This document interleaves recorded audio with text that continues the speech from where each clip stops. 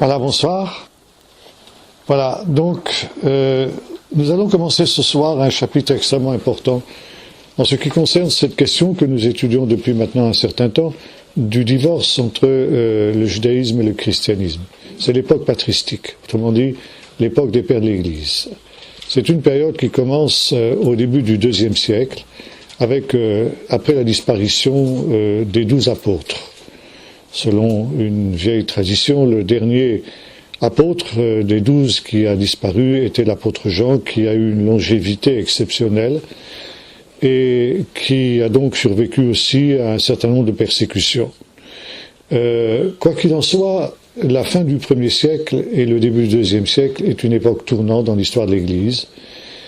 On va passer de l'hébraïsme à l'hellénisme. Et ça, c'est une des raisons essentielles de ce divorce entre l'Église et la synagogue. J'ai consacré beaucoup de temps au 1er siècle parce que c'est encore l'âge apostolique, c'est l'âge où déjà, comme nous l'avons vu, il y a des tensions qui se créent dans l'Église entre l'élément juif et l'élément non juif, l'élément païen.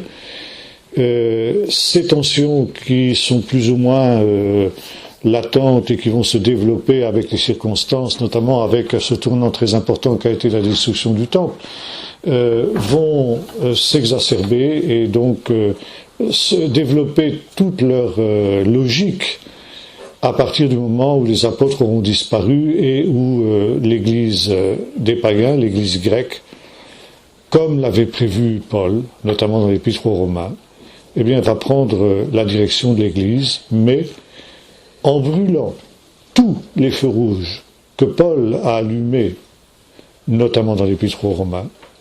Ça veut dire que tout ce que Paul avait redouté, c'est-à-dire la mise sous boisseau de l'élément juif dans l'Église, la supériorité des païens sur les juifs, eh bien, va amener justement cette dérive que nous connaissons et qui a abouti à cette rupture entre les deux peuples de Dieu.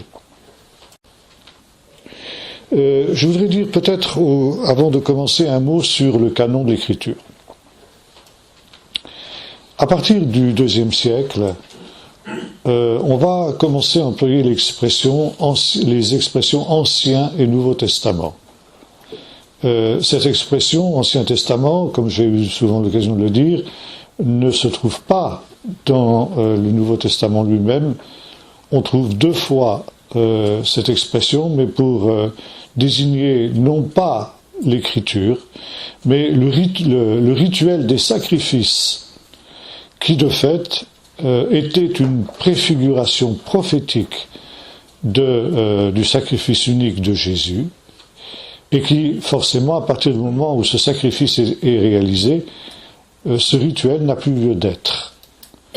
Et l'Épître aux Hébreux, notamment, va souligner ce caractère transitoire, temporaire, de ce rituel lévitique, ce rituel sacrificiel, qui trouve son accomplissement en Jésus et en même temps aussi sa fin, que va consacrer la destruction du temple, qui va rendre impossible la poursuite du rituel des sacrifices.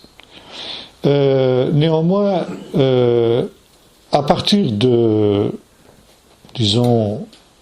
d'Irénée, ça commence vite, c'est la 3e génération, après les apôtres, à partir d'Irénée, on va commencer à employer cette expression Ancien Testament pour le distinguer d'un nouveau corpus qui va être le normatif pour l'Église, qu'est le Nouveau Testament.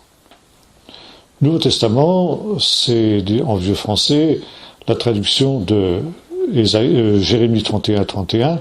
Voici, dit l'Éternel, je fais avec la maison d'Israël et la maison de Juda une alliance nouvelle, donc un Nouveau Testament.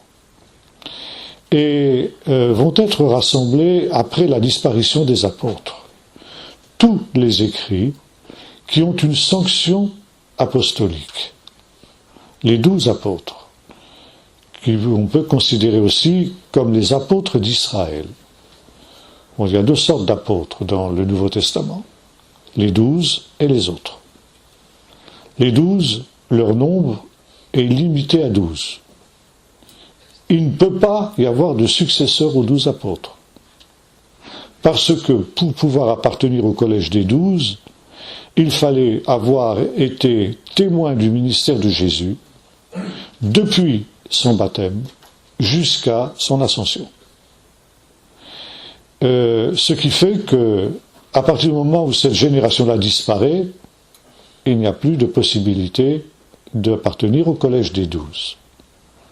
Maintenant, même tous ceux qui avaient participé à ce ministère de Jésus n'appartiennent pas au collège des 12. Pourquoi 12 ?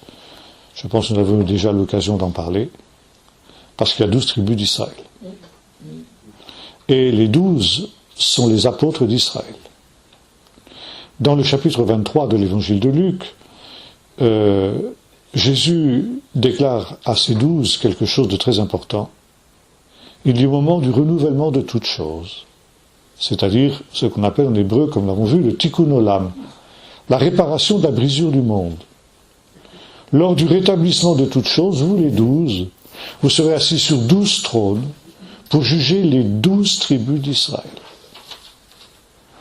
Juger, dans le langage biblique, ça veut dire gouverner. Nous avons un livre qui porte ce nom, le livre des juges.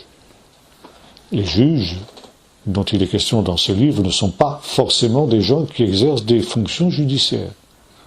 Ce sont des leaders politiques et surtout militaires.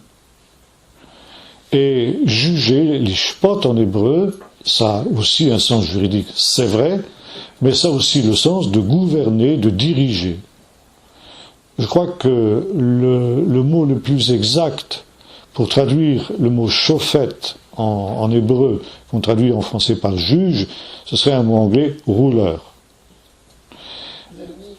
Et par conséquent, les 12 sont destinés à être les rulers, les chefs, les dirigeants des 12 tribus pendant la durée du règne messianique.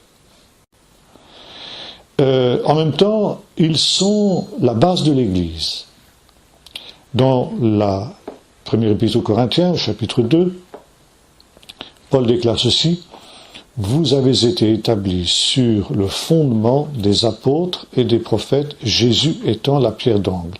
Personne ne peut poser un autre fondement que celui-là, c'est-à-dire la seigneurie, la messianité de Jésus. » Et Paul rappellera que dire Jésus est Seigneur, c'est parler par le Saint-Esprit.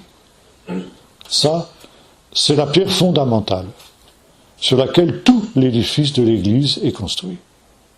Mais sur ce fondement qu'est cette pierre fondamentale, on appelle en hébreu Even Hashitia, il y a des individus qui sont les fondements aussi de l'Église. Et ces fondements sont au nombre de 12. Ce sont les 12 apôtres. Cette idée des apôtres comme pierre de fondement, vous la retrouvez également dans une vieille tradition juive au sujet du songe de Jacob à Bethel. Là, Jacob a cette vision de l'échelle dont la base repose sur la pierre sur laquelle il est couché. Et cette pierre, la tradition midrashique nous dit qu'en fait cette pierre, elle est composée de 12 pierres qui se sont unies pour n'en faire qu'une. Ces pierres qui sont le fondement donc de cette échelle, le fondement du monde finalement, le fondement de cette relation entre le ciel et la terre, qu'est cette échelle, eh bien ce sont les 12 fils que Jacob va enfanter, qui déjà sont symbolisés dans cette pierre. Cette pierre, ce n'est pas n'importe quelle pierre. C'est une pierre précieuse. Et les 12 pierres qui la composent sont 12 pierres précieuses. Ces pierres précieuses, nous les retrouvons notamment dans le costume du grand prêtre. Et notamment, cette plaque que le grand prêtre portait sur sa poitrine quand il entrait dans le lieu saint, sur laquelle se trouvaient 12 pierres précieuses qui chacune portait le nom des 12 tribus d'Israël. Et ce pectoral s'appelle le pectoral du jugement. Ça veut dire aussi de la gouvernance, puisque l'ishpot, nous avons vu tout à l'heure, c'est aussi gouverner. Et le but du pectoral, c'était aussi de chercher la direction de Dieu. Quand on avait besoin d'une direction de Dieu, de connaître la volonté de Dieu, le grand prêtre consultait le Seigneur à partir de ces pierres dans lesquelles aussi il y avait une poche où il y avait le Urim et le Thummim. Bon, ben ça c'est un autre problème très complexe. On ne sait pas exactement ce qu'était le Urim et le Thummim. En tout cas, toujours est-il que par ce moyen-là, on arrivait à connaître la révélation et la volonté de Dieu. Et donc ici, le pectoral de la gouvernance, et les 12 patriarches que sont les 12 fils de Jacob sont aussi ceux qui vont être les fondements de cette gouvernance par laquelle le Seigneur va conduire son peuple d'Israël, et en même temps, ils sont symbolisés par des pierres précieuses. Vous retrouvez cette image dans la Nouvelle Jérusalem, dans le livre de l'Apocalypse. Cette ville a 12 portes et 12 fondements. Et les fondements, chacun des 12 fondements de ces 12 portes, porte le nom d'un des 12 fils de Jacob, d'une des 12 tribus d'Israël. Et ces portes sont des pierres précieuses. Donc on retrouve l'image de ces 12 pierres précieuses. Alors, l'identité de ces pierres précieuses n'est pas claire. Que ce soit dans le livre de l'Exode où il est question du pectoral du jugement, ou que ce soit dans la Nouvelle Jérusalem. J'ai eu l'occasion, quand nous avons fait notre dernière traduction de la Bible, de consulter en Israël un diamantaire pour lui demander quels étaient les noms, les traductions exactes des 12 pierres dont il est question à la fois dans le livre de l'Exode et dans le livre de l'Apocalypse. Il m'a répondu, c'est impossible. On ne peut pas, même un spécialiste comme lui, caler. Donc, bon, peu importe. Toujours est-il que ce sont des pierres précieuses qui vraisemblablement se correspondent. Et non seulement il y a ces fondements que sont les 12 patriarches, mais on trouve sur les 12 portes qui sont des pierres précieuses, on retrouve le nom des 12 apôtres de l'agneau,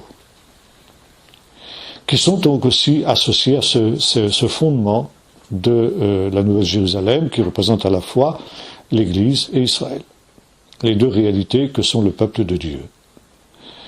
Donc, les apôtres sont les fondements. Vous avez été établis sur le fondement des apôtres et des prophètes. Les apôtres représentant la Nouvelle Alliance, les prophètes, la Première Alliance.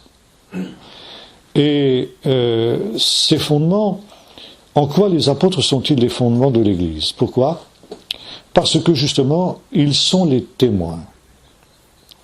Les témoins de l'authenticité de ce qui nous est rapporté dans ce que l'on appelle le Nouveau Testament. On sait que à l'âge apostolique, et même après l'âge apostolique, il y a eu de nombreux écrits que l'on a essayé de considérer comme inspirés. D'ailleurs, Luc le dit aussi dans le prologue de son évangile, beaucoup ayant entrepris d'écrire un récit des événements qui se sont produits au milieu de nous, ce qui concerne la personne de Jésus. Il m'a paru bon à moi aussi, très excellent Théophile, après avoir fait des recherches exactes, de te mettre par écrit, etc., tout le ministère de Jésus tel qu'il va le rapporter. Bien. Pourquoi? Parmi tous ces écrits, qui sont à la fois des évangiles, des récits semblables au récit du livre des Actes, des lettres, des épîtres, des apocalypses, bref, toute une littérature extrêmement abondante, mais de laquelle on n'a gardé qu'un petit nombre de livres. 4 évangiles, par exemple, pas un de plus. Pourquoi? Pourquoi cela et pas d'autres? Eh bien, parce que ces 4 évangiles sont les seuls qui ont une sanction apostolique, qui ont été authentifiés par les apôtres. Ce qui ne veut pas dire que les apôtres en sont forcément, les 12 apôtres en sont forcément les auteurs. Matthieu en était, Marc ne l'était pas, mais Marc était le secrétaire de Pierre. Luc non plus. Jean était aussi un des 12. Et pourtant, Marc et Luc ont été retenus au canon, parce que bien qu'ils n'aient pas été, que ces deux écrits ne soient pas l'œuvre directement des 12, les 12 ont pu dire, ce qui se trouve dans ce livre, c'est ce que nous avons vécu. Nous pouvons apporter notre caution à ce qui a été écrit par ces deux-là. En ce qui concerne les autres évangiles, nous nous y reconnaissons pas.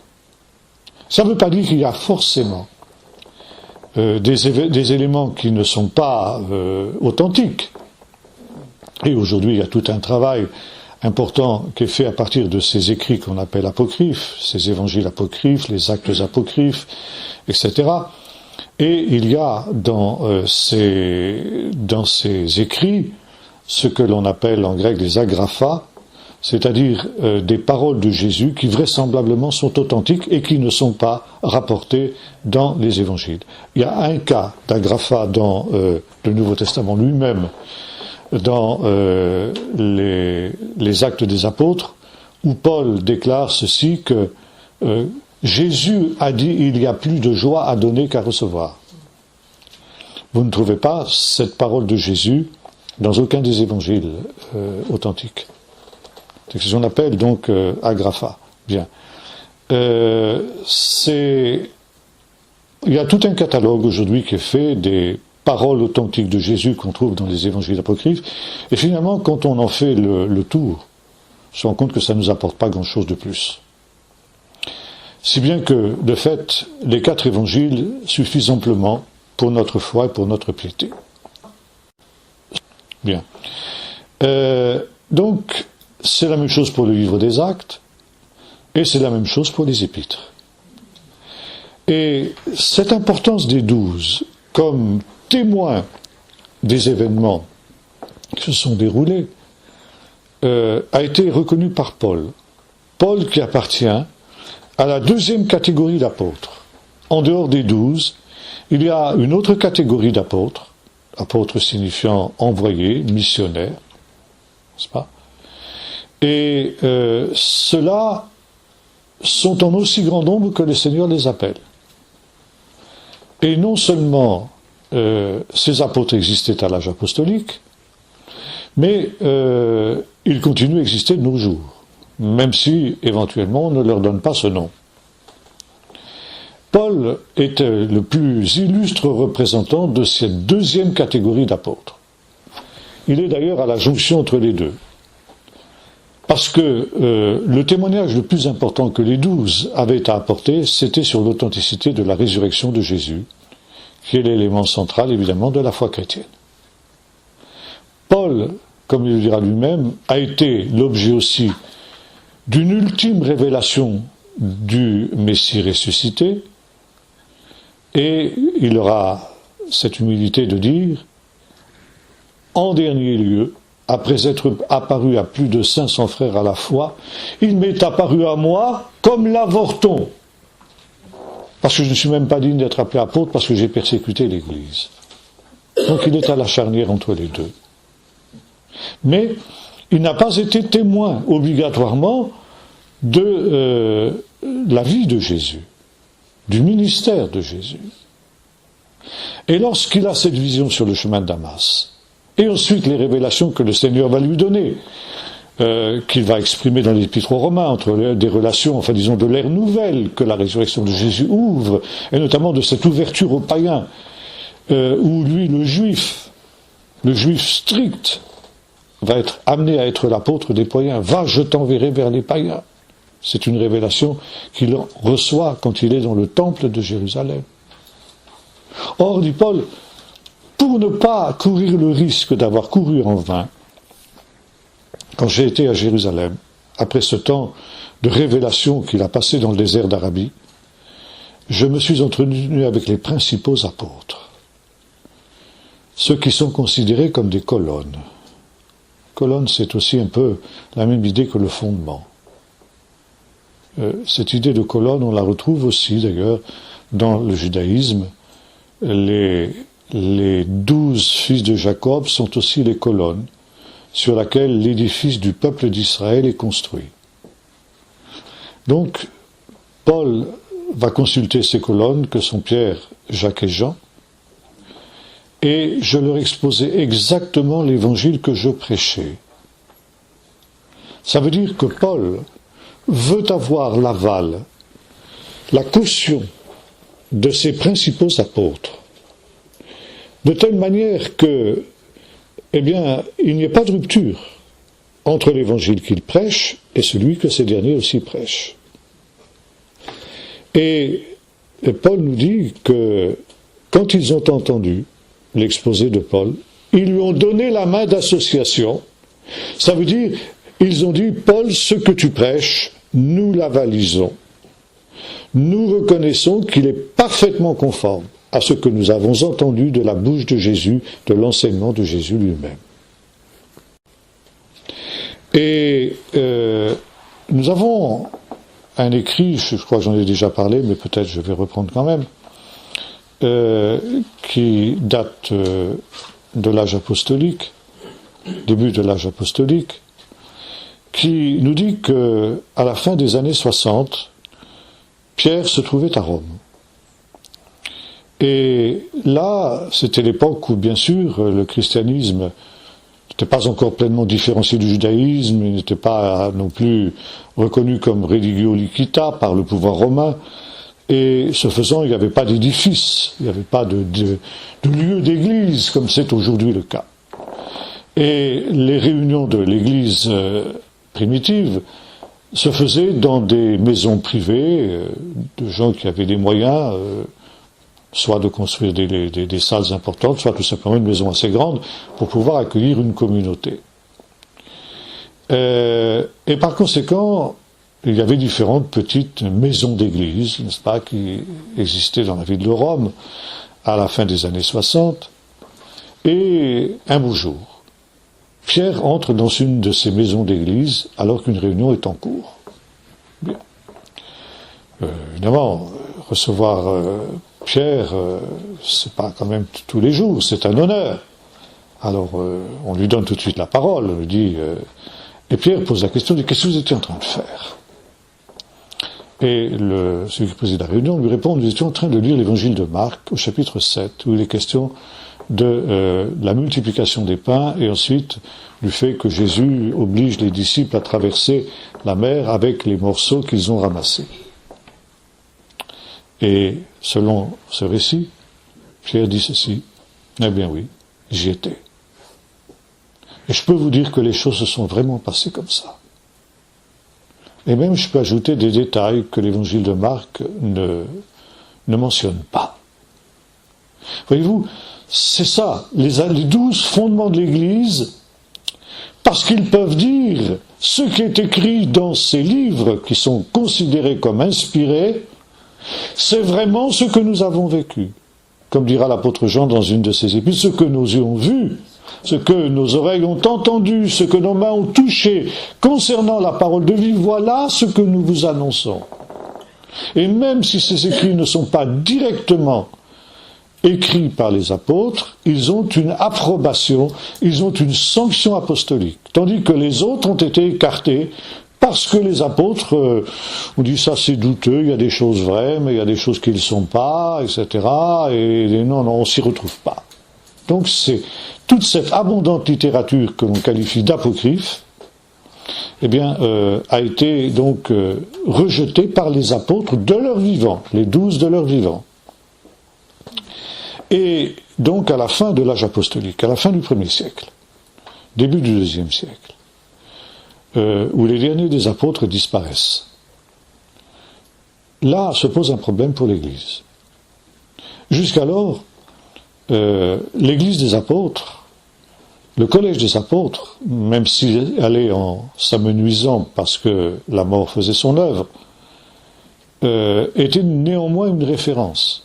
Si on avait un problème, on pouvait toujours aller consulter un de ces apôtres et lui dire, qu'est-ce que tu penses de ça? Les apôtres disparaissent.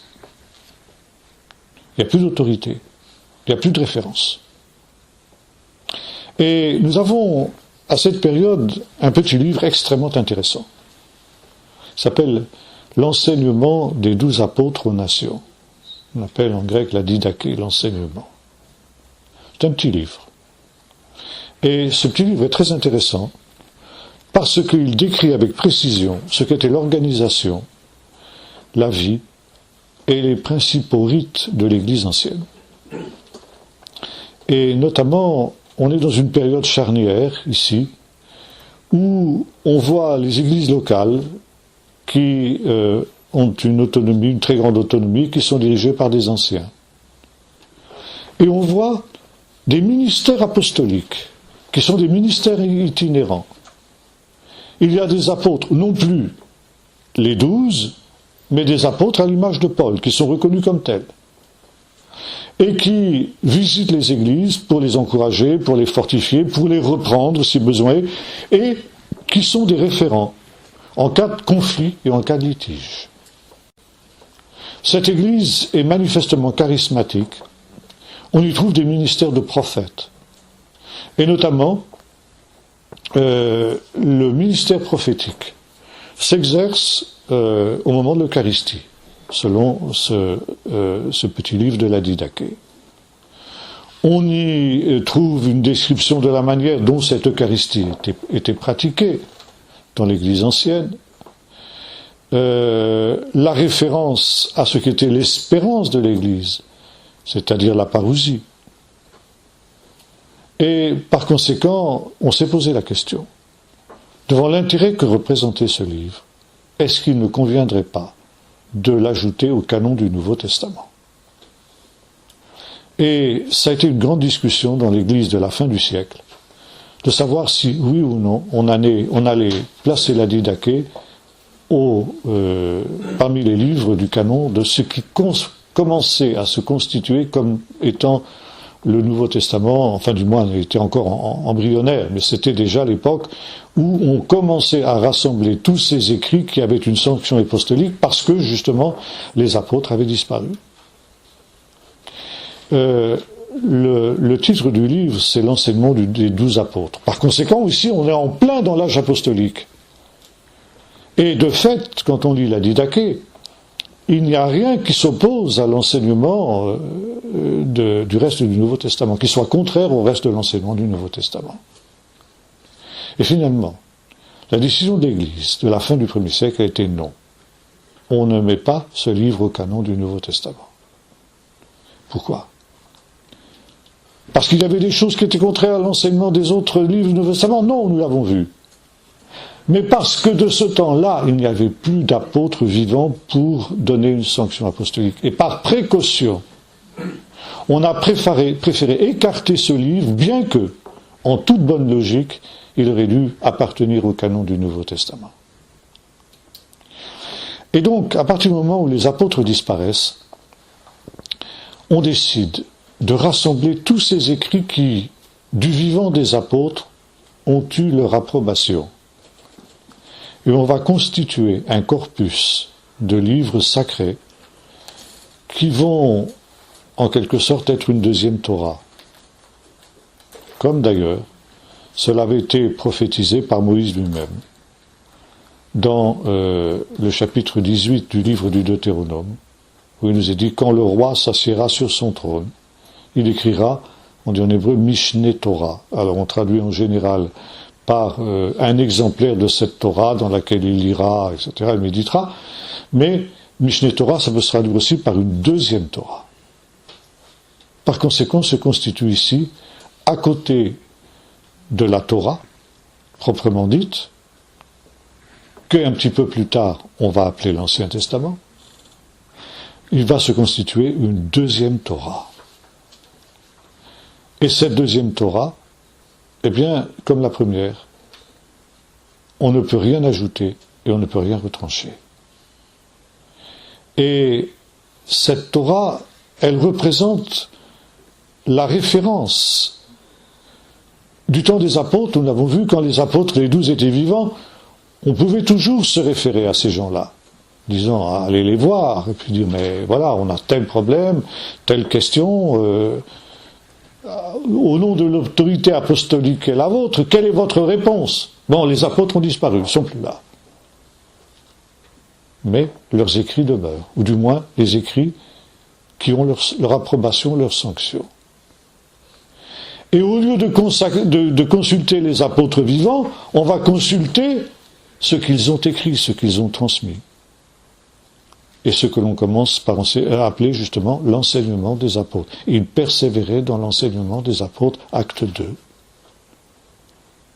Le Nouveau Testament, c'est l'enseignement des apôtres.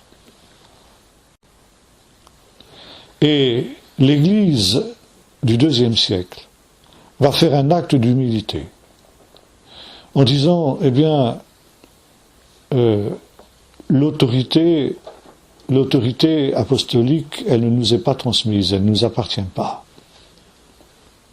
Mais nous posons une norme qui nous est extérieure, ces écrits apostoliques, cet enseignement des apôtres, à partir de laquelle l'Église de tous les lieux, de tous les temps va être jugée, et à laquelle nous allons nous référer maintenant, nous et les générations qui vont nous suivre.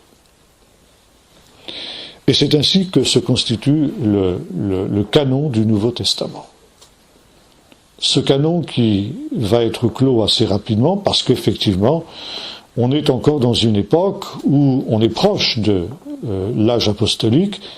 Et bon, il y a eu des discussions pour certains livres, par exemple, sont-ils authentiques ou non, au deuxième de Pierre, l'épître de Judas, des choses comme ça. Bon, mais l'Apocalypse aussi, l'Apocalypse a fait l'objet de nombreux débats. Pas tellement parce que elle était, comment dirais-je, elle était discutable en tant qu'autorité apostolique, mais parce qu'elle était trop juive. C'était un peu trop... Bon, c'était l'époque où, nous allons voir, on commençait déjà à avoir des préjugés anti-juifs extrêmement importants. Mais ça, c'est le dernier acte, si vous voulez, qui est important dans l'Église ancienne, et qui est le dernier acte qui correspond à la pensée divine, cette création de cette norme à laquelle l'Église doit constamment se référer, et à partir de laquelle elle doit accepter de se juger elle-même, et au besoin de se réformer, de se corriger elle-même, si le besoin s'en fait sentir. Maintenant, à partir de cette période, à partir du moment où les apôtres disparaissent physiquement, alors le divorce, qui était déjà, la cassure qui était déjà visible entre l'Église juive et l'Église des gentils, va s'accentuer. Les apôtres, bien que le temple n'existe plus, bien que Jérusalem leur soit interdite, étaient encore le lien entre les deux parties de l'Église. À partir du moment où ils disparaissent physiquement, eh bien, les deux parties sont face à face, dans une position qui va devenir rapidement antagoniste, et par conséquent, le déchirement va se consommer. Il y a, à partir de ce moment-là, une dérive qui va aller en s'accentuant jusqu'à l'époque constantinienne en particulier, donc pendant toute la période patristique, où eh bien, le leadership de l'Église va passer de ces apôtres, qui existent encore à la fin de l'âge, mais qui vont rapidement être supplantés par ce que l'on va appeler les pères de l'Église. Ce sont des gens qui vont prendre une autorité dans l'Église, souvent à cause de leur capacité intellectuelle, de leur autorité, et qui petit à petit vont prendre la direction de l'Église de tous les temps. Et comme le disait très justement mon professeur de Nouveau Testament à Jérusalem, à partir de ce moment-là, eh bien, il va y avoir une occidentalisation du Messie et du message du Messie. Et à partir de ce moment-là, eh bien, les Juifs, disait le professeur Fusser, ne seront plus capables de reconnaître dans le Christ des chrétiens le Messie tel que la Bible le décrit. En 2000 ans d'histoire de l'Église, disait-il, jamais les Juifs n'ont été capables de reconnaître dans le Christ des chrétiens leur Messie. Et une des grandes tâches qui est la nôtre, je considère cela comme une partie importante de mon propre ministère, c'est de désoccidentaliser le Messie et la foi messianique, aussi pour que les Juifs se rendent compte que le christianisme véritable n'est pas une religion étrangère, mais qu'il est parti de leur propre héritage.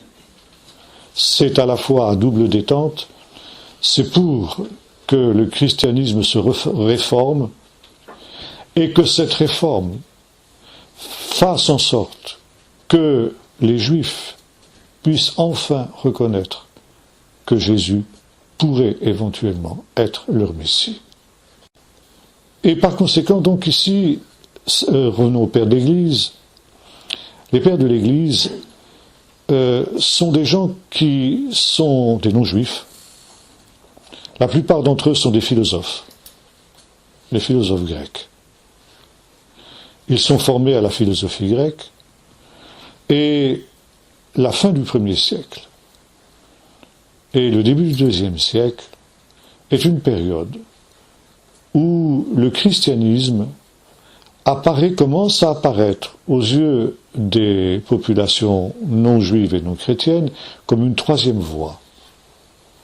Jusqu'à, grosso modo, la destruction du temple, les autorités romaines ne distinguaient pas juifs et chrétiens. Pour eux, c'était une même et même chose, une seule et même chose. Le christianisme n'avait pas émergé en tant qu'entité autonome. Il était composé, ce christianisme, de nombreux juifs. Par conséquent, pour un observateur extérieur, il n'y avait aucune différence. Comme le dira Pline et aussi Tacite, bon, ces christianoi, ils rendent un culte à un certain Christos, ou Christus, je crois qu'il emploie l'expression Christus, comme s'il s'agissait d'un dieu. Bon, voilà, c'est un peu bizarre, mais enfin bon, il y a des juifs qui ont cette idée. Voilà, en gros, ce que pensait un homme comme Tacite. Bien. À partir de la destruction du temple, eh bien, on commence à faire la différence entre juifs et chrétiens. Nous avons vu que déjà, même à la fin de l'âge apostolique, Paul aussi fait cette différence. Et dans une de ses épîtres, il déclara « Ne soyez en scandale, ni aux Juifs, ni aux Grecs, ni à l'Église de Dieu. »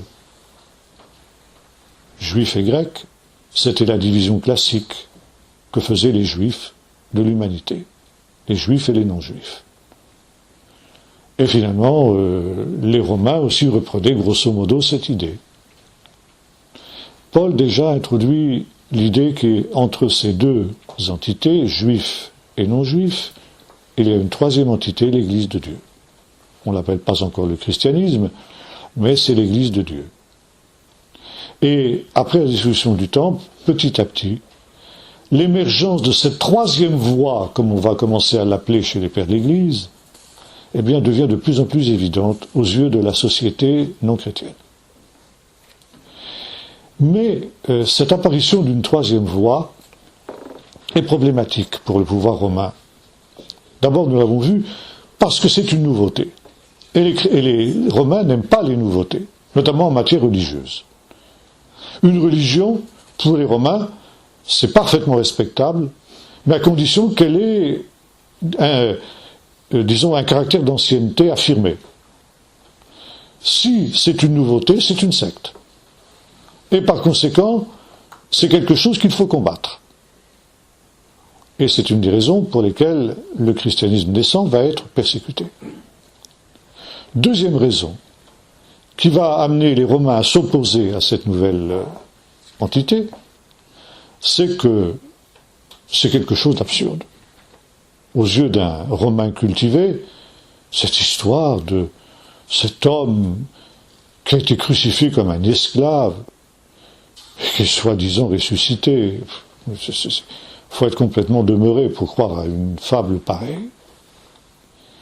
Et l'émergence de cette troisième voie apparaît comme étant comme le dira Tacite, une grossière superstition. Et dans la société romaine de la fin du 1er siècle, le christianisme naissant apparaît comme la religion des faibles d'esprit, des petites gens, des esclaves. Il est vrai que dans un premier temps, le christianisme naissant a recruté effectivement dans les classes populaires. C'est là qu'il a eu le plus de succès. Et l'intelligentsia romaine avait beau jeu de s'appuyer là-dessus pour dire, vous voyez, aucun homme intelligent n'adhère à des fables pareilles. Donc c'est vraiment une grossière superstition. À partir du moment où des intellectuels que sont les philosophes grecs, enfin formés en tout cas à la philosophie grecque, se convertissent au christianisme, on ne peut plus dire la même chose. Et les pères de l'Église, qui vont se recruter parmi cette intelligentsia romaine, façonnée par la philosophie de Platon et d'Aristote, vont avoir un but parfaitement respectable, parfaitement louable, évangéliser leur père. Et pour cela, il s'agit de démontrer que loin d'être la religion des faibles d'esprit des esclaves, le christianisme naissant est parfaitement compatible avec ce que la philosophie, avec ce que la culture gréco-romaine a produit de mieux, c'est-à-dire la philosophie grecque. Et ils vont opérer une transformation extrêmement préjudiciable. Ils vont couper le christianisme de ses racines juives pour se regreffer non pas sur l'olivier d'Israël, mais sur la philosophie de Platon et d'Aristote. Et montrer que le christianisme est parfaitement compatible avec la philosophie de ces deux hommes en particulier. Et c'est pourquoi on appelle la première génération des pères de l'Église des apologètes. C'est-à-dire ceux qui font de l'apologétique, ça veut dire qu'ils essayent de défendre le christianisme contre ses détracteurs, et notamment les détracteurs qui viennent du sein de l'intelligentsia romaine. Et couper le christianisme de ses racines juives et de faire de la philosophie grecque la préparation evangelica que le christianisme et que le judaïsme aurait dû être, était en réalité, eh bien, c'est complètement dénaturé et complètement déformé le christianisme. Or, cette greffe, elle a parfaitement pris. Et à partir de cette période, le christianisme, qu'il soit protestant, catholique, orthodoxe, tout ce que vous voudrez, est inséparable de l'hellénisme et de l'hellénisme philosophique. Et dans tous les séminaires catholiques, protestants ou autres, encore aujourd'hui, avant d'entamer l'étude de la Bible, on commence par l'étude de la philosophie grecque. Parce que c'est là vraiment la préparation évangélica. Tant et si bien que l'évangile que vous et moi nous avons reçu, il nous est parvenu, même si nous n'en avons pas conscience, par l'intermédiaire des pères de l'Église. Et le problème devant lequel nous sommes confrontés aujourd'hui, eh bien, c'est justement de revenir sur cet olivier d'Israël dont avait parlé l'apôtre Paul. Et voyez-vous, Paul avait vu le piège, il avait vu venir l'affaire, et il avait mis en garde, mais on a brûlé tous les feux rouges. Et ça dans une vision, encore une fois, qui, jusqu'à un certain point, était parfaitement respectable et parfaitement louable. Rendre accessible le christianisme aux élites gréco-romaines. Mais pour ça, on l'a fait au prix d'une dénaturation du christianisme lui-même. Et à partir du moment où on faisait cette rupture, alors il fallait automatiquement, évidemment, rejeter ce qui était la véritable réparation évangélica. Donc, rejeter le judaïsme, le piétiner. Et avant que ne naisse un antisémitisme ethnique, disons, pour ne pas dire racial, il y a d'abord un antijudaïsme théologique qui va naître à partir du IIe siècle, du début du IIe siècle. Et cet antijudaïsme théologique, qui devient à partir du début du IIe siècle une condition sine qua non de la condition du chrétien. Le premier des pères apologètes, c'est Ignace d'Antioche, ainsi nommé parce qu'il était évêque d'Antioche, ville où Paul avait eu un rôle très important dans le livre des Actes. L'église d'Antioche joue un rôle essentiel dans la propagation du mouvement chrétien. Donc ici, à peine un siècle après Paul, eh bien, Antioche devient le centre de cette déviation. Bon, Ignace d'Antioche est mort martyr à Rome, dévoré par les lions dans l'arène. Par conséquent, c'est un homme parfaitement respectable. Et loin de moi l'idée de porter atteinte à sa mémoire ou quoi que ce soit. Mais je dois constater, en tant que quelqu'un qui fait des recherches historiques, qu'il a joué un rôle extrêmement néfaste en ce qui concerne justement les relations entre juifs et chrétiens. Parce que pour lui, son christianisme reposait essentiellement sur le rejet d'Israël, sur le plan de la théologie. Et il y avait 4 points sur lesquels non seulement Ignace d'Antioche, mais également ses successeurs, enfin disons ses pairs, ça veut dire ceux qui étaient à côté de lui, se basaient et sur lesquels ensuite toute l'Église chrétienne jusqu'à nos jours se basera. Premièrement, la question de l'élection. L'élection d'Israël. Israël est, paraît-il, le peuple élu. Mais si Israël est élu, ça veut dire que moi, païen, je suis exclu. Et Ignace d'Antioche est le premier à imaginer que l'élection passe d'Israël à l'Église, qui apparaît comme une entité différente d'Israël. Pour Ignace, on ne peut pas être juif et chrétien. Ou l'on est l'un, ou l'on est l'autre. Et il va employer aussi, d'ailleurs, un terme. Il y a des bons juifs. Les apôtres étaient juifs. On ne peut pas le nier. Alors ceux-là, on va les appeler les Hébreux. Par exemple, vous avez une épître qui s'appelle l'épître aux Hébreux. Par contre, les mauvais, l'Israélite, ce sont les Juifs. Et alors, on va donc appeler cette épître qui n'est pas titrée dans son original, ce sont les pères de l'Église qui vont lui donner le nom d'épître aux Hébreux. Quand j'ai proposé que l'on remette épître aux Juifs, mais mes pauvres amis, vous ne pouvez pas vous imaginer, c'était la Révolution.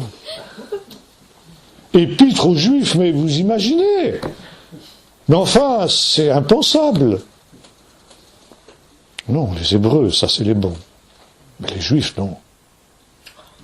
Alors l'élection, elle passe d'Israël aux païens. Ça veut dire à l'Église des païens. Parce que l'Église, à partir d'Ignace, c'est uniquement les païens. Et les Juifs qui se sont convertis, ça veut dire qu'ils ont cessé d'être Juifs et qui sont devenus des païens. Ou plus exactement, des chrétiens. Et on a cette idée jusqu'à nos jours. Par conséquent, Israël est dépouillé de son élection. Et continuer à croire qu'Israël est élu, eh bien, ça veut dire c'est mettre en doute ma propre élection. Ou c'est eux, ou c'est moi. Ou c'est eux, ou c'est l'Église. Alors que dans la pensée biblique, évidemment, on l'a vu, Israël reste élu même dans son endurcissement, et les non-juifs sont élus à titre individuel, dans la mesure où ils acceptent la foi en Jésus, c'est-à-dire ce qui est finalement la foi d'Israël. Donc il n'y a aucune incompatibilité entre le fait de dire que nous, chrétiens, nous sommes élus, et que le peuple d'Israël aussi est élu, même si, encore aujourd'hui, il est dans l'endurcissement. Mais, voyez-vous, à partir de cette période, eh bien, on commence à avoir cette idée que c'est ou ça ou ça. C'est typiquement grec, d'ailleurs, ça. C'est ou ça, ou bien, ou bien. Tandis que le judaïsme dira et. C'est un peu différent. À partir du moment où on rejette ainsi Israël, il faut condamner Israël pour marquer la supériorité des païens sur Israël. Alors on va trouver toutes les occasions pour condamner Israël. On va même pour ça utiliser les prophètes de l'Écriture. Regardez, ces Juifs, ils ont toujours été rebelles à Dieu. Ils ont toujours été ennemis de Dieu. Et c'est une manière de montrer combien nous, les chrétiens, nous sommes supérieurs aux Juifs. Il y a quelques années de cela, j'étais en Israël avec un groupe de pasteurs. Et nous avions invité un soir un rabbin pour nous faire un exposé sur le judaïsme, pour que les pasteurs qui connaissent pratiquement rien du judaïsme puissent avoir une petite idée. Et ce rabbin, pendant 1 heure, 1 heure et demie, nous a fait un exposé sur les points principaux du judaïsme. Puis après, il a laissé un temps pour des questions. Et un pasteur s'est levé, et il a dit, Monsieur le rabbin, en vous écoutant, j'ai compris combien nous avons une révélation qui vous est supérieure. Vous, vous êtes encore des enfants, et nous sommes encore des adultes. Je suis allé m'excuser auprès du rabbin après. Mais voyez-vous, 2000 ans après, on en est encore à cette idée-là. Or, c'est justement ce que Paul condamne dans l'Épître aux Romains, chapitre 11. Toi, qui as été greffé sur cet olivier, contrairement à ta nature, ne sois pas orgueilleux, mais crains, parce que si Dieu n'a pas épargné les branches, enfin, vous connaissez le texte, on l'a médité. Voyez-vous, encore une fois, on a brûlé un feu rouge que Paul avait allumé. Paul avait vu le danger. Il avait vu la possibilité de dérive, mais on n'a pas tenu compte de ces avertissements. Ça, c'est le deuxième point. Tout faire pour mépriser, pour condamner, pour rabaisser Israël, parce que plus j'humilie Israël, plus je glorifie l'Église. Troisième point, qui va trouver son apogée avec 2 autres des pères de l'Église, Justin, martyr, et puis un peu plus tard, Marcion. On aura l'occasion d'en reparler. La Bible a été confisquée aux Juifs parce que les Juifs n'en étaient pas dignes. Elle leur a été donnée, on retrouve ça chez Augustin aussi d'ailleurs, et on va donc avoir ici, pendant cette première période de l'Église patristique, l'Église des Pères, on va avoir une première période qui va être une période de déjudaïsation. Puisque les Juifs sont l'incarnation de tout ce qui est mauvais, finalement, parce qu'on arrive à cette idée. Tout ce qui est mauvais vient des Juifs. Puisque les Juifs ont tué Dieu, alors ils sont capables de tout. Et vous retrouvez ça dans l'antisémitisme moderne qui est en train de renaître. Et j'étais à Montbéliard la semaine dernière, un ami me disait que, rentrant d'Israël, il avait été reçu par une famille chrétienne, qui lui avait demandé des nouvelles. Ils devaient passer la nuit là-bas avant de regagner leur région de Montbéliard. C'était ici à Paris. Et au cours de la conversation, pendant le repas, cet ami lui dit, tu sais ce qu'il faudrait, c'est qu'on élimine les Juifs. Non. Parce que les Juifs sont à l'origine de tous les maux du monde. Il a dit à sa femme, tu ne défais pas nos bagages, on va à l'hôtel. Mais voyez-vous, 2000 ans après, nous en sommes encore là. Et par conséquent, les Juifs, s'ils sont tombés dans de telles outrances, dans de tels excès, ne sont plus dignes d'avoir les Écritures. Et les Écritures leur ont été confisquées.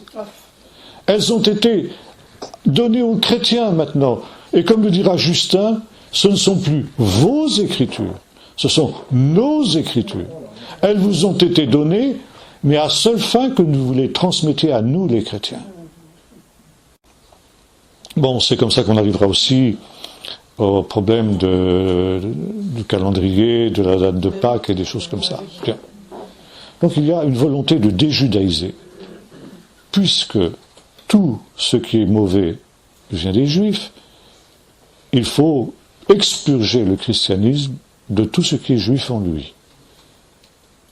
Et notamment, nous sommes, nous les chrétiens, supérieurs aux Juifs, parce que nous sommes, on commencera un peu plus tard à parler de l'Israël selon l'Esprit, c'est-à-dire un peuple de l'Esprit. Et nous rendons au Seigneur un culte en esprit et en vérité, tandis que les Juifs sont un peuple charnel. Les rites, les cérémonies, les traditions sont le signe que le peuple d'Israël est ritualiste, formaliste, légaliste, et par conséquent, il s'oppose en tout à la véritable religion, qu'est la religion en esprit et en vérité. Et la religion en esprit et en vérité, elle s'exprime par le fait qu'elle n'a pas de rythme, elle n'a pas de tradition, elle n'a rien de fixe. Et pendant toute cette première période, effectivement, il n'y a rien de fixe. Et très vite, on se rend compte que c'est l'anarchie et la pagaille. Parce que l'être humain est ainsi fait qu'il a besoin de points de repère. Et quand il n'y a pas de point de repère, eh bien, il y en a qui s'instaurent par la force des choses. Et souvent, c'est des choses mauvaises. Et très vite, les pères de l'Église comprennent qu'en agissant de la sorte, ils ont fait fausse route. Alors, on va corriger le tir. Et dans la deuxième partie du siècle, après avoir connu au début une déjudaïsation, nous allons avoir une rejudaïsation. Seulement, les rites que l'on va introduire, il ne faut surtout pas que ce soit les mêmes que ceux des Juifs. L'Église est un nouvel Israël, le véritable Israël, Vérus Israël, comme le diront les pères, mais en même temps, c'est un autre Israël. Et il faut absolument découpler tout ce que l'on a copié du judaïsme au point de vue rituel, mais il faut le découpler, il faut le christianiser. Par exemple, on va changer le calendrier. Bon, on va passer du Shabbat au dimanche. Ça, c'est une volonté de déjudaïsation. On va instituer, par exemple, une fête, la fête de Noël, à l'époque où le peuple juif d'Israël fête la fête de Hanouka. Et on va se trouver un peu plus tard devant une querelle qui va empoisonner l'Église pendant des décennies, pour ne pas dire des siècles, la querelle des 4 décuments, c'est-à-dire la querelle de la date de Pâques. Convient-il de célébrer Pâques, qui, à cette période, est la principale fête chrétienne, le 14e jour du mois de Nissan, comme le font les Juifs, ou bien, comme commence à le faire dès le IIe siècle l'Église occidentale, célébrer Pâques le dimanche qui suit la première lune de Nissan.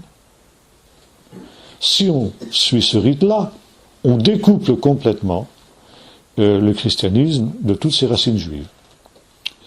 La date de Pâques, qui était une querelle qui nous semble complètement byzantine et futile, en fait l'enjeu était énorme. Parce que célébrer Pâques, le 14e jour du mois de Nissan, en même temps que les Juifs, c'était le dernier lien qui reliait le christianisme avec le judaïsme. Couper ce lien, eh bien, c'était se séparer définitivement du judaïsme. Et la rupture sera instituée autoritairement par Constantin, qui exigera de toutes les églises qu'elles s'alignent sur la date de Pâques telle que le célébrait l'Église d'Occident. Il y a automatiquement, quand on modifie la date de Pâques, on modifie la date de Pentecôte, etc. Donc automatiquement, là, on a une rejudaïsation de l'Église, mais d'une manière différente et semblable en même temps. Quatrième point, oui, il y a cette volonté que dans l'Église, les Juifs soient asservis aux païens pour que la supériorité des païens apparaisse d'une manière nette et d'une manière claire. Et pourtant, Paul avait plaidé aussi contre cela en disant, bien, les Juifs ne sont pas supérieurs dans l'Église, mais ils ont une primauté, ils ont une priorité, ils sont les frères aînés. Et on exige que les Juifs, donc, comme dans la société civile, il y a le même parallèle. À partir de la destruction du Temple, les Juifs dans l'Empire romain sont considérés comme des citoyens de seconde zone. Et dans l'Église, les Juifs qui avaient une part prépondérante jusqu'à la mort des derniers apôtres vont être considérés comme un sous-prolétariat de l'Église. Et le but, c'est qu'ils abandonnent toute référence au judaïsme pour se fondre dans la masse des païens et devenir des païens exactement comme les autres. Ça, si vous voulez, ce sont les 4 points fondamentaux qui vont être ceux de cette période, cette première période qu'on appelle les apologètes. On passe donc de l'hébraïsme à l'hellénisme. Et le but, c'est que cette théologie qui est devenue traditionnelle provoque cette rupture avec les rabbins. Et depuis cette période, l'Église est bâtie sur une théologie anti-juive. Et on va commencer à parler de l'Église comme le nouvel Israël. Irénée est le premier à employer ce mot. Et on va aussi, avec Marcion ensuite, avoir la naissance de ce qu'on appelle l'Ancien Testament. Ancien Testament qui se trouve dans une position ambiguë pour les chrétiens, mais ça on aura l'occasion d'en reparler quand on évoquera justement Marcion. Au début du Xe siècle, donc, à partir du début du Xe siècle, la grande Église cherche à tout prix à se séparer d'Israël pour acquérir une respectabilité. Pour être un bon chrétien, il faut par conséquent une certaine dose d'anti-judaïsme théologique. Et ça reste jusqu'à nos jours. Et notamment, j'ai connu, parce qu'il est décédé maintenant, un homme, un pasteur, qui avait obtenu de la part de l'État d'Israël le titre de juste des nations et la médaille des justes, pour avoir sauvé de nombreux juifs au péril de sa vie pendant la guerre. Un homme qu'on peut absolument pas, évidemment, taxer d'antisémitisme. Il a risqué sa vie pour sauver de nombreux juifs. Et comme c'est le cas en pareille matière, quand quelqu'un est reconnu comme ayant, au péril de sa vie, ne serait-ce que sauvé qu'un seul juif, l'État d'Israël le considère comme un juste des nations. Ça veut dire qu'il lui accorde une médaille de reconnaissance et son nom est inscrit à l'Institut de la Shoah à Jérusalem qu'on appelle le Yad Vashem. Or, cet homme a écrit des livres dans lesquels l'antijudaïsme pointe à toutes les lignes. C'était pas un antisémite. Il aimait les juifs. Mais pour lui, son christianisme, ça allait de soi que sans avoir aucune haine pour les juifs en tant qu'individus ou en tant que peuple, mais la religion juive était anathème à ses yeux. Elle était antinomique avec le christianisme. Et par conséquent, il l'a dénoncé autant qu'il le pouvait. On était là pour aujourd'hui, et la prochaine fois, je parlerai donc... Mais si vous avez posé des questions. Ok. Oui, par rapport à ce que tu nous as dit au début, concernant Marc, en ce qui concerne Luc, bon, on sait qu'il n'a pas connu Jésus directement, mais tu as parlé de quelque chose concernant Marc et je n'ai pas très bien saisi ce que tu voulais dire. D'après la tradition, Marc était un disciple de Pierre. Alors, avait-il connu Jésus ou pas? Ça, finalement, on ne le sait pas tellement. Mais il aurait été le secrétaire de Pierre. Et il aurait écrit son évangile pendant qu'il était à Rome, en même temps que Pierre. Et Rome était devenue, semble-t-il, le centre de l'édition de l'évangile de Marc. L'évangile de Marc était un évangile qui était répandu dans tout le monde chrétien à partir de la fin du 1er siècle. Et notamment dans la grotte Q4 de Qumran, le professeur Tied, un des plus grands papyrologues français, scandinaves, je ne sais plus, c'était norvégien ou suédois, peu importe, a découvert 5 petits fragments qui ne sont pas plus grands que la taille d'un timbre-poste, qui sont des fragments du chapitre 7 de l'évangile de Marc. Récit de la multiplication des pains. Bon, en archéologie, il y a ce qu'on appelle les dates post-quem, ça veut dire au-delà desquelles on ne peut pas aller. Le site de Qumran a été détruit en 68 après Jésus-Christ. Donc tout ce qui tourne autour de Qumran est forcément antérieur à l'année 68. Donc les 5 fragments que l'on a retrouvés dans la grotte Q4 de Qumran datent d'avant 68. Donc d'avant la date que la plupart des spécialistes attribuent aux évangiles, puisque selon les exégètes, tous les évangiles datent d'après la destruction du temple, puisque tous les évangiles mentionnent la destruction du temple. Or, on sait bien que la prophétie, ça n'existe pas. On prophétise toujours post-eventu. Donc, le fait que les 4 évangiles parlent de la destruction du temple et mettent dans la bouche de Jésus des prophéties sur la destruction du temple prouve que ces évangiles ont été écrits après la destruction du temple, donc après 70. Or, la découverte de ces 5 fragments dans la grotte de Qumran montre que donc la copie qui a été là, parce que c'était une copie, c'est pas l'original déjà. L'original est forcément plus ancien. Et il y avait un tesson de poterie à côté de ces 5 fragments sur lesquels était écrit en hébreu Romé, ce qui signifie Rome en hébreu. Et les rouleaux à cette époque-là, on voit ça dans l'évangile de Luc, chapitre 4, étaient conservés dans les synagogues dans des jarres, comme c'était le cas à Qumran.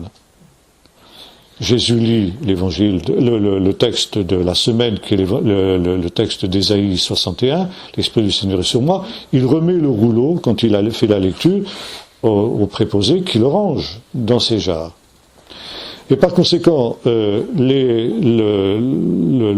rouleau de Marc, dont proviennent les 5 fragments qu'on a retrouvés dans la grotte, était dans une jarre qui provenait de Rome, comme l'indique ce tesson de poterie. Pourquoi ? Parce que Rome était l'endroit où ce texte avait été écrit, du moins avait été copié. Ça veut dire que l'église de Jérusalem, qui avait vraisemblablement caché ce rouleau dans cette grotte-là, quand les Romains s'étaient approchés de Jérusalem, avait commandé ce texte de Marc dans une maison d'édition qui était à Rome. Ce qui veut dire que l'original datait des années 50. Les années 50, on est 20 ans après les événements à peine, et comme le disait le professeur Tied, s'il y avait eu dans ces évangiles des choses qui n'étaient pas exactes, il y avait encore, à l'époque où ils ont été rédigés, suffisamment de témoins vivants pour dire non, c'est pas comme ça que les choses se sont passées. Donc, pour le professeur Tied, nous avons là des textes qui sont authentiques. Voyez-vous, des récits qui sont authentiques. Et c'est pourquoi, justement, ces évangiles, comme nous l'avons dit, sont la base de la foi de l'Église de tous les temps, de tous les lieux, parce que ce sont des textes fiables. Oui. Lors de l'explication que vous donnez à la sœur, j'ai cru entendre que vous disiez qu'il n'y avait plus de prophétie. J'ai pas dit ça. Ah. Non, en fait, c'était ironique. Les gens pensaient qu'il n'y avait plus de prophétie. Ah, les gens, oui, les adversaires, oui. Non, ça c'est l'argument, si vous voulez. C'est l'argument des exégètes libéraux qui, eux, ne croient pas à la prophétie. Donc, s'il y a des prophéties qui se sont accomplies, c'est forcément parce qu'elles ont été faites après coup. Mais justement, la découverte que j'évoquais de ces 5 fragments montre que la prophétie est authentique. D'ailleurs, On a dans les sources juives aussi des textes où d'autres prophètes aussi auraient annoncé la destruction du temple. Par exemple, il y a un texte dans le Talmud qui nous dit que 40 ans avant la destruction du temple, il y eut une tempête terrible et le voile du temple s'est déchiré. Et on a demandé à un rabbin, Yochanan ben Zakkai, quelle était la signification de cet événement. Et il a cité le texte d'une prophétie d'Osée, je crois, « Liban, ouvre tes portes et que le feu détruise, consume les cèdres du Liban. » Et Yochanan ben Zakkai a dit ceci, « Liban, c'est le temple. » Parce que Liban, en hébreu, ça se dit Levanon, ça veut dire blanc. Quelle est la fonction du temple? Rendre blanc ce qui est noir. Purifier le péché, le rendre blanc. Et le temple était construit avec des cèdres, du bois de cèdre, cèdre du Liban. Et Yochanan ben Zakkai a interprété cet événement qui était cette ouverture des portes du temple et la déchirure du voile comme une prophétie sur la destruction du temple. Bientôt, ce temple, ce Liban, qui purifie nos péchés, va être détruit avec le cèdre qu'il contient. Et par conséquent, bien nous serons dans une grande détresse, parce qu'il n'y aura plus rien pour rendre blanc nos péchés. Donc voyez-vous, déjà, même des rabbins avaient eu cette intuition de la destruction du temple. Mais tu parlais des livres apocryphes, moi j'ai entendu les évangiles apocryphes, moi j'ai entendu l'évangile de Thomas. Ah oui, l'évangile de Thomas. Alors là, on est dans un évangile qui est absolument non inspiré, parce que c'est un évangile gnostique. On a parlé déjà un petit peu de la gnose, on aura l'occasion d'en reparler avec Marcion notamment. Marcion était un gnostique, ça c'est un des poisons qui a ravagé et l'Église et le judaïsme pendant des siècles, et qui était directement inspiré justement de l'hellénisme, de la philosophie grecque, selon laquelle la matière est mauvaise et l'esprit est bon. Et l'évangile de Thomas est basé sur cette assumption-là.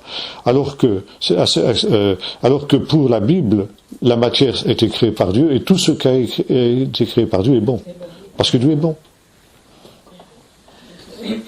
Maintenant, les exégètes, on revient de plus en plus en arrière, puisqu'il y a le Christ hébreu qui a été écrit, je ne sais plus par qui. Par Claude Trémontant. Oui.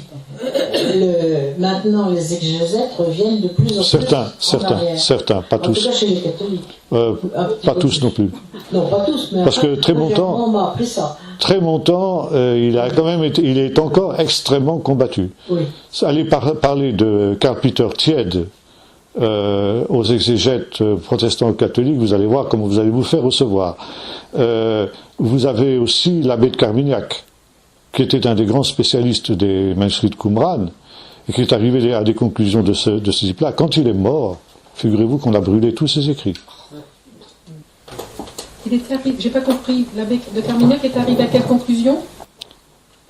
Des origines juives de l'évangile, quoi. Oui, donc il était dans la vérité. Il était dans la vérité, mais à sa mort, on a brûlé tous ses écrits. Ah bah évidemment. Évidemment. Évidemment, non, c'est pas logique. Mais ils n'en voulaient pas. Ils n'en voulaient pas, voilà. C'est ça que je veux dire, évidemment, ils n'en voulaient pas. Donc ils l'ont détruit. Il est arrivé à la conclusion que aussi les évangiles étaient beaucoup plus anciens que ce qu'on disait. Oui, passez le micro peut-être là-bas. Je ne sais pas si c'est le moment d'en parler, mais enfin bon, j'ai écouté avec attention le rabbin Serfati, le grand rabbin Serfati chez nous, là, qu'on a la chance d'avoir. Oui. Et alors il a parlé d'une prophétie, enfin de quelque chose qui est dans la Genèse, qui est la réconciliation de Ismaël et de Isaac au pied d'Abraham. Oui. Alors ça, j'ai jamais entendu parler. Oui, d'accord. Ok. Alors c'est très intéressant parce que c'est l'inspiration de toute son action de l'amitié israélo-musulmane. Oui. Voilà. Deux mots parce que comme c'est un peu d'actualité, on est tous un peu. Alors de fait, s'il se base sur une idée juive, selon laquelle le livre de la Genèse est un livre prophétique. Il n'est pas seulement un livre des choses du commencement, mais aussi des choses de la fin. Et pour découvrir son aspect prophétique, il faut partir du principe suivant: ce qui arrive aux patriarches est une prophétie de ce qui arrivera à leurs descendants à la fin des temps. Et de fait, on trouve cette réconciliation entre Abraham et Ishmaël. Ce que peut-être il n'a pas assez souligné, je ne sais pas parce que je n'ai pas entendu sa conférence, c'est que c'est le quand de cette réconciliation et le comment. Et justement, dans le livre de la Genèse, au chapitre 25, vous avez un autre texte où il nous est dit ceci, que Ishmaël s'établit depuis Chavila, c'est-à-dire depuis l'Euphrate, jusqu'à Chour, qui est le début du Sinaï, si vous voulez. Donc, si vous voulez, tout le territoire qui avait été promis à Ishmaël. Donc, il le possède. Et ensuite, on traduit « et il s'établit devant ses frères ». Bon, ça c'est une traduction très très approximative, parce que le texte hébreu n'est pas très clair. Le texte hébreu dit littéralement ceci, ou lifne kol achiv nafal, ce qui se traduit littéralement, et il tombe en face de son frère. Ça veut dire quoi? Alors c'est pourquoi les traducteurs ont un petit peu botté en touche, et puis ils ont trouvé cette approximation qui leur semble géniale. Il s'établit en face de ses frères, ce qui ne veut pas dire grand-chose. Bien. Et après, vous avez le chapitre suivant qui commence. Et cette séparation entre chapitres, quelquefois, nous joue des tours, parce que ça coupe une unité littéraire. Vaeli toldot Yitzhak ben Avraham. Et voici la postérité d'Isaac, fils d'Abraham. Bon. Toldot, ça peut aussi vouloir dire le descendant. On traduit la postérité, la généalogie, bon, là c'est exact, il n'y a pas rien à dire, mais ça peut aussi se traduire par le descendant. Voici le descendant d'Isaac, fils d'Abraham. Question des rabbins. Qui est ce descendant d'Isaac, fils d'Abraham? Et la réponse, c'est le Messie. Vous trouvez ça chez Paul aux Galates. Paul aussi prend appui sur ce singulier générique pour dire la promesse n'a pas été faite à la descendance d'Abraham, mais aux descendants d'Abraham, singulier. Et Paul, dans les Galates, identifie ce descendant avec Jésus, le Messie. Bon, comme les rabbins en font. Maintenant, si vous reliez ces deux versets, et il tombe en face de son frère, voici le descendant d'Isaac, fils d'Abraham. Quel est le frère devant lequel, au dernier jour, Ishmaël tombera? Le Messie, le descendant d'Isaac, fils d'Abraham. Maintenant, Ulifne kol achiv nafal, ça peut se traduire aussi d'une autre manière. Ça peut se traduire par il se prosterne devant son frère. Ça veut dire il se convertit. Et voyez-vous, cette réconciliation entre Ismaël et Ishmaël aura lieu. Mais elle aura lieu à la fin. Quand le Messie apparaîtra, et que la force maléfique d'Ishmaël, qui est l'islam, parce que c'est ça le problème, quand l'islam sera détruit, quand l'islam tombera, il tombera en face de son frère, ça veut dire que sa puissance maléfique sera brisée, et en même temps il se convertira à la véritable foi, qui est la foi en Jésus. Ça veut dire que, aussi bien Isaac, donc le peuple d'Israël qui a besoin de reconnaître Jésus, qu'Ishmaël, l'islam qui a besoin de reconnaître Jésus, et puis aussi d'une certaine manière le christianisme, qui a besoin de revenir au véritable Jésus. C'est ce que nous essayons de faire là, justement. Mais ça, on est vraiment dans la perspective des choses dernières. Et vouloir faire ça aujourd'hui, à partir de principes humanistes, c'est se fourvoyer totalement. Mais il y a de plus en plus de musulmans qui se convertissent au Tout à fait, absolument. J'ai pas bien compris la réalité. pas bien compris la référence tout à l'heure. Quelle référence de quoi? La référence de quoi? Je voulais la référence que vous citiez quand vous parliez de la rupture, quand on change de chapitre. De chapitre. C'est le chapitre... attendez, c'est chapitre 25, me semble. Attendez, je vais vous dire exactement, parce que c'est peut-être pas... La mémoire n'est pas toujours très très fidèle. Alors il faut reprendre directement le texte. Non, c'est chapitre 24, excusez-moi. Non, c'est 25, c'est bien 25. Oui, alors verset 18, les Ishmaélites demeurèrent depuis Havila jusqu'à Chour, qui est en face de l'Égypte, en allant vers la Syrie. Ishmaël s'établit en face de tous ses frères. Donc c'est là que c'est bon. Et après, on a ici un sous-titre, Histoire d'Isaac et de sa famille. D'accord. Mais c'est le même chapitre de fait. Oui, en fait. C'est le même chapitre, verset 19. C'est la séparation, c'est le sous-titre qui fait la séparation. Et dans le contexte actuel, ça semble logique. Ah ben c'est sûr. Un jour, tu fais un enseignement que ce que c'est l'explication d'Ismaël et puis un enseignement. J'ai pas compris. Il faudra un jour que tu fais un enseignement pour Ismaël avec Isaac. Oui, ça peut se faire, bien sûr, oui, bien sûr. Ça peut être long, hein. Oui, non, ça peut se faire en une séance, hein. Oui. Juste pour revenir sur l'histoire sur Marc. Oui. Parce que donc tout à l'heure tu disais donc que Pierre, il était le secrétaire de Pierre. Marc était le secrétaire de Pierre. Mais Marc aussi a travaillé avec Paul, non? Parce que Marc a travaillé avec Paul aussi, oui. dans l'épître au Timothée, bien sûr. Il s'est séparé d'avec Paul après. Il y a eu un conflit à son sujet. Il y a eu un conflit à son sujet parce que donc il était vraisemblablement encore jeune à cette époque-là et devant les difficultés, les persécutions, il a un peu craqué. Barnabas l'a suivi. Ce qui a provoqué, je dis, un vif dissentiment entre Paul et Barnabas, et ils se sont séparés. Mais on voit justement que c'était vraiment des hommes de Dieu parce que à la fin de la vie de Paul, Paul s'est réconcilié avec Marc. Et dans les épîtres à Timothée, il dit « Amène-moi Marc, parce qu'il m'est utile pour le ministère ». Donc il y a eu une transformation qui s'est faite aussi chez lui. Oui, puis on voit aussi que Marc, on le voit, parce que lorsqu'il y a eu l'épisode de Pierre qui est sorti de prison, là, qui a été libéré par l'ange, il est dit qu'il est allé dans la maison de Marc, de la mère de Marc, exactement. Exactement. De là, justement, viendrait l'idée qu'il s'est mis au service de Pierre à ce moment-là. Maintenant, il y a une autre aussi, pour parler de Marc.